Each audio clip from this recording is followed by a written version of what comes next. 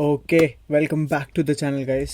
भाई आगे एक बढ़िया से वीडियो के साथ आज मैं कुछ ज्ञान की बात करने वाला हूँ। ज्ञान की बात मतलब मैं तुम लोगों को थोड़ा सा गाइड करने वाला हूँ कि if you want to start coding, मतलब मेरे बहुत सारे जूनियर्स का ये क्वेश्चन होता है, या फिर मेरे जूनियर्स नहीं भी हो यार, तो अभी अगर तुम फर्स्ट ईयर में आए हो या सितंबर से आने वाले हो, या कोडिंग स्टार्ट करना चाहते हो किसी भी मोमेंट पे, अगर तुम थर्ड ईयर में हो, तुमने अभी तक कोडिंग नहीं करी है, या फिर सेकेंड ईयर में हो, इंटर्नशिप करना चाहते हो, तो हर बंदे को कोडिंग की ज़रूरत है आईटी फील्ड में। तो मैं तुम्हारे को बताने वाला हूँ एक वन स्टॉप सॉल्यूशन जो मैंने खुद बनाया है। आज बैठ के तुम लोगों के लिए एक पूरा रोड मैप बनाया था मैंने। ये किसी को लिंक चाहिए होगा ना, तो मैं कोशिश करूँगा कि इसका पब्लिक लिंक भी डिस्क्रिप्शन में डाल दूँगा, ताकि तुम लोगों को थोड़ा सा आइडिया लग जाए कि कोडिंग कैसे करनी है। ठीक है, तो जल्दी से मैं क्या करने वाला हूँ, मैं तुम लोगों को इसका एक ओवरव्यू दे देता हूँ कि ये है क्या और इसमें तुम्हें करना क्या है। ठीक है, तो यार सबसे पहला पहला पॉइंट, ये मैंने अपनी बहुत सारी वीडियोस में बोला हुआ है, that you have to choose a language. अब वो देखो, सी प्लस प्लस भी हो सकता है, जावा भी हो सकता है, पाइथन भी हो सकता है। तीनों में से कोई भी लैंग्वेज चूज़ कर सकते हो। मैंने सी प्लस प्लस किया था। मैं अपने दोस्तों को, अपने जूनियर्स को, सबको सी प्लस प्लस बोलता हूँ। पाइथन तब करना जब तुम्हारे को एआई, तुम्हारे को एमएल, ये सारी चीज़ें करनी है। ठीक है, एआई एमएल करना है, पाइथन कर लेना, वरना सी प्लस प्लस जावा पे टिके रहना। आगे बढ़ते हैं। जैसे ही तुमने सिलेक्ट कर लिया कि तुम्हारे को कौन सी लैंग्वेज करनी है, तो तुम्हारे पास एक स्ट्रेट काम है कि इस रोड मैप को फॉलो कर लेना है। पहला है फंडामेंटल्स ऑफ प्रोग्रामिंग। ये तो भाई सबसे इम्पॉर्टेंट है, क्योंकि एक चीज़ हमेशा याद रखना, the base that you create. लोगों को ये लगता है कि यार फंडामेंटल्स ऑफ प्रोग्रामिंग में तो इजी इजी क्वेश्चन होते हैं, है ना। फंडामेंटल्स ऑफ प्रोग्रामिंग में तो इजी इजी टॉपिक होते हैं, बट वो तुम्हारा बेस होता है तुम्हारी प्रोग्रामिंग का। दैट्स योर, बिल्कुल एकदम तुम्हारी नींव होती है वो तुम्हारी बिल्डिंग की। If your coding that your learning is a building, then the base is the fundamentals. ठीक है, तो उसमें 6 चीज़ें हैं जो मैंने मेंशन करी हैं। Introduction, obviously about the language, ये वो ब्ला ब्ला, थोड़ा बहुत इंट्रोडक्शन होता है। इंट्रोडक्शन के बाद आप पढ़ते हो variables and conditionals. Variables and conditionals में ही तुम्हारे ऑपरेटर्स, तुम्हारे सारा कुछ आ जाता है, मतलब वेरिएबल्स, कंडीशनल्स, ऑपरेटर्स, ये सारी चीज़ें किसी भी कोर्स को ख़रीदोगे या किसी भी जगह पे जाके पढ़ोगे तो वहाँ पे सारा चीज़ें दी होती है।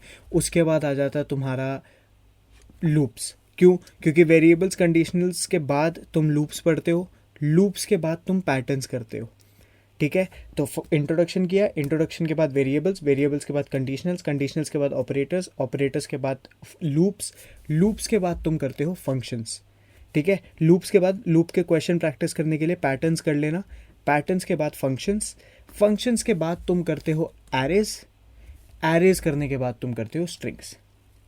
अब मैं ये कोशिश करूँगा कि अगर तुम में से कोई, वैसे सबके पास मेरा लिंक्डइन है, कोई किसी को भी इसमें ये डाउट हो कि क्या टॉपिक्स पढ़ने, क्या करना है, मेरे को लिंक्डइन पे टेक्स्ट कर देना। जो भी टॉपिक हो मैं बता दूंगा क्या क्या कैसे कैसे करना है। कोशिश करूँगा एक पीडीएफ भी बना के डालूँ यार, बट वो बहुत ज़्यादा मेहनत हो जाएगी। तो जिसको डाउट वाउट हो मेरे को टेक्स्ट कर दिया करो लिंक्डइन पे। I am always available to help you out. ठीक है, ऑब्जेक्ट ओरिएंटेड प्रोग्रामिंग पे आ जाते हैं उसके बाद, विच इज़ स्टेप 3। उसमें यार तुम्हारा है बेसिक्स ऑफ ऊप्स और तुम्हारा एडवांस्ड ऊप्स। अगेन इसमें फर्दर टॉपिक्स तुम लोग खुद एक्सप्लोर करो क्या क्या है, और मैं भी थोड़ा बहुत डालता रहूँगा आगे भी कंटेंट इस चीज़ के बारे में। बट अभी समझो बेसिक्स ऑफ ऊप करना है, और ऑब्जेक्ट ओरिएंटेड प्रोग्रामिंग में एडवांस्ड ऑपरेशंस, एडवांस ऊप्स करना है, सॉरी। उसके बाद आता है तुम्हारा problem solving techniques. Problem solving techniques basically ऐसा नहीं है कि तुम बहुत ज़्यादा प्रॉब्लम सॉल्व करोगे, बहुत ज़्यादा क्वेश्चंस बनाओगे।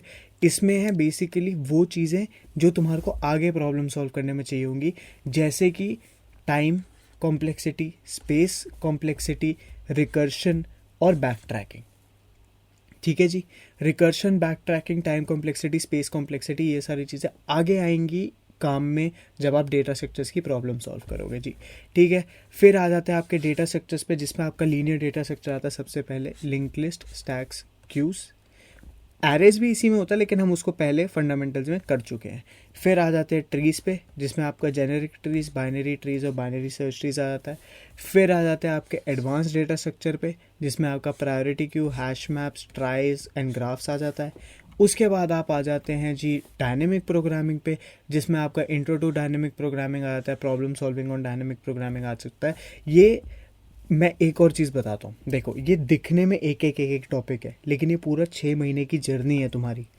तुम्हें 6 महीने मिनिमम लगेंगे अगर तुम कॉलेज या यूनिवर्सिटी के साथ इसको करना चाह रहे हो तो समझ के चलो ये अंदर से बहुत ज़्यादा डीप टॉपिक्स हैं। डायनेमिक प्रोग्रामिंग खुद में एक इतना डीप टॉपिक है कि लोग इसको छोड़ देते हैं, मतलब बहुत सारे लोगों से कंप्लीट ही नहीं हो पाता। ठीक है, तो ये काफ़ी लंबा टॉपिक है। उसके बाद तुम्हारा थोड़ा बहुत थ्योरी आ जाता है जिसमें तुम RDBMS, कंप्यूटर नेटवर्क्स, थोड़ा बहुत नेटवर्किंग और ये सारी चीज़ें जो भी होती है तुम्हारी, क्लाउड व्लाउड थोड़ा बहुत पढ़ लेते हो। ठीक है, तो मेन जो तुम्हारा है ना यार, वो है पहले तो एक लैंग्वेज चूज़ करो। सबसे पहला तुम्हारा काम है लैंग्वेज चूज़ करना। उसके बाद फंडामेंटल्स पूरा करते ही ना, फंडामेंटल्स का सीन क्या होता है मैं बताता हूँ। जब कोई बंदा ढंग से फंडामेंटल्स कर लेता है ना, तो उसको इंटरेस्ट आने लगता है प्रोग्रामिंग में, क्योंकि फंडामेंटल्स का सीन क्या होता है, वो ईजी होते हैं, उनके क्वेश्चंस इजीली बन जाते हैं। उसके बाद बंदे को इंटरेस्ट आ ही जाता है ना। और उसके आगे बढ़ते हुए फिर ऊप्स पढ़ते हैं, फिर प्रॉब्लम सॉल्विंग टेक्निक्स पढ़ते हैं, फिर डेटा स्ट्रक्चर्स पढ़ते हैं। डेटा स्ट्रक्चर्स तुम्हारा काफ़ी लंबा चलता है, लीनियर से लेके डायनेमिक प्रोग्रामिंग तक जाता है। तो इसमें बहुत टॉपिक्स है यार, मतलब ये एक एक टॉपिक तुम्हारा हफ्ता हफ्ता भर लेने का कैपेबिलिटी रखता है। तुम्हारा एक एक हफ्ता अगर तुम दिन रात पढ़ रहे हो तो ये लीनियर डेटा स्ट्रक्चर ले जाएगा। ट्रीज़ तुम्हारा ज़्यादा लेके जाएगा, ट्राइज हल्का बहुत कम लेके जाएगा नॉर्मल ट्री से, क्योंकि ट्रीज़ के अंदर सब टॉपिक्स बहुत है। ट्राइज ग्राफ्स हैश मैप्स में तुम्हारे को कंपैरेटिवली ट्रीज से थोड़ा कम टाइम लगेगा। अगेन थोड़ा बहुत अंडरस्टैंडिंग पे भी डिपेंड करता है। आई नो बहुत सारे बच्चे जो स्टार्ट कर रहे कोडिंग, उनके लिए बहुत कॉम्प्लेक्स टर्म्स होंगे कि भाई ट्राइज क्या है, ट्रीज़ क्या है, ग्राफ्स क्या है, हैश मैप क्या है, स्टैक्स, क्यूज, लिंक लिस्ट, भैया क्या क्या बोल रहे हो समझ नहीं आ रहा अभी।